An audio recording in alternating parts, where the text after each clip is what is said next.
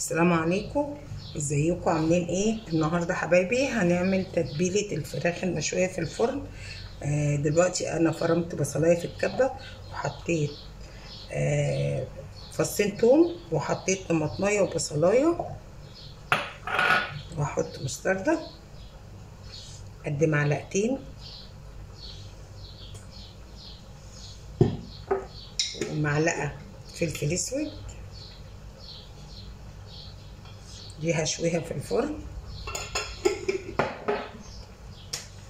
وعسل ابيض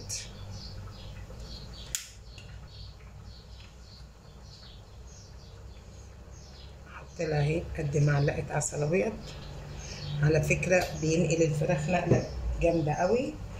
وكوبايه زبادي اهي بتطر الانسيه بتاعت الفراخ وبتطعمها وبتزود القيمه الغذائيه بتاعتها.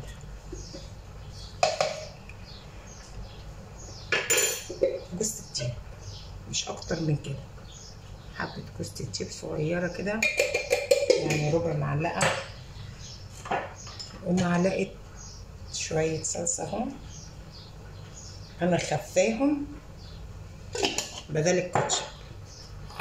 وهقوم ملح ونص معلقه ملح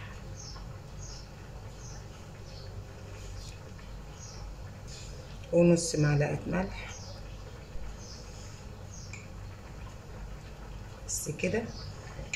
انا كنت حاطه ربع طرف المعلقه مش كتير، وبعدين هدوقها. لو محتاج دوقيها، الخليط بتاعك ده طعمه حلو مش وحش، دوقيه لقيتيه حلو ما تزوديش ملح.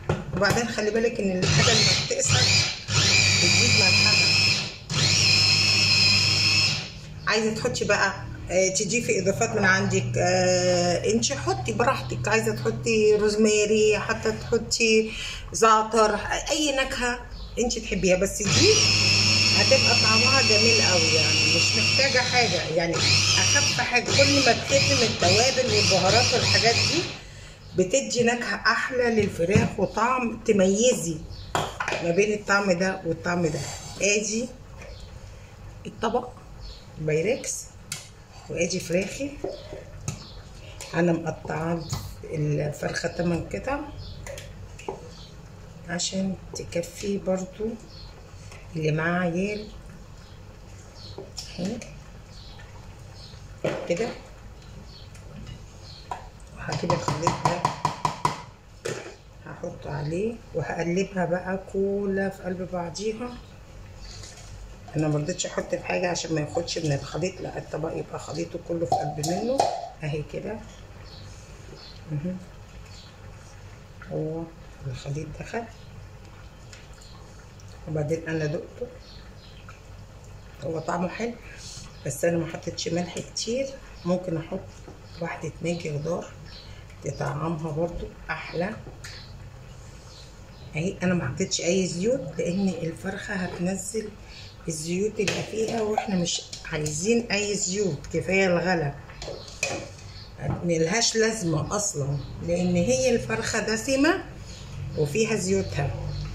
وهندخلها الفرن في لفويل، وهندخلها الفرن زي ما قلت لكم كده. احط لها كرسي ماجي في المنديل،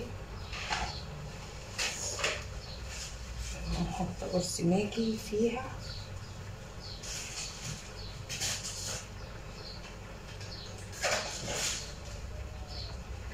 اهي بس كده. عشان كده الملح انا ما حطيتوش كتير لان الماجي بيطعمها بصراحه. انا بجيب ماجي خضار يا جماعه، ماجي خضار، ما بجيبش الماجي ولا فراخ ولا لحم. ماجي خضار بيبقى طعمه حلو على فكره اهو كده. وهقفلها بالفويل، هقفلها كده بالفويل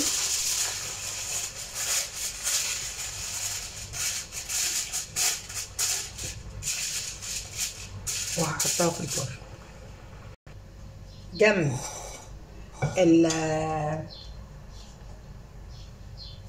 الفرخه المشويه هعمل مكرونه بشاميل.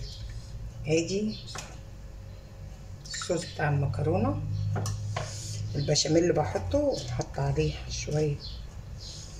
بصي اي مكرونه عندك ما تقفش، مش هتقول لا، اي مكرونه تعمليها. ادي اللحمه المفرومه عليها عشان نحطها جنب الفرخه المشويه.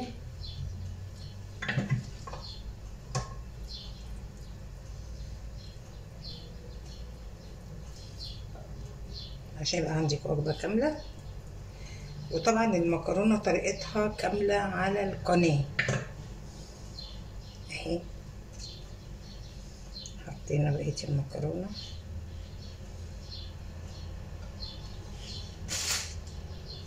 هسقيها الكريمه بتاعتها اهي. بصوا الجبن انا بكترها، بحط لها جبن، ما بحطش سمن في اي مكرونه بشاميل، بدون سمن. بصي سايحه ازاي، بصي متعمليش كريمتها تقيله كده. هحط لها حبه تاني، هتطلعيها بقى غرقانه وتحفه بالهنا والشفا. ادي المكرونه جنب الفراخ.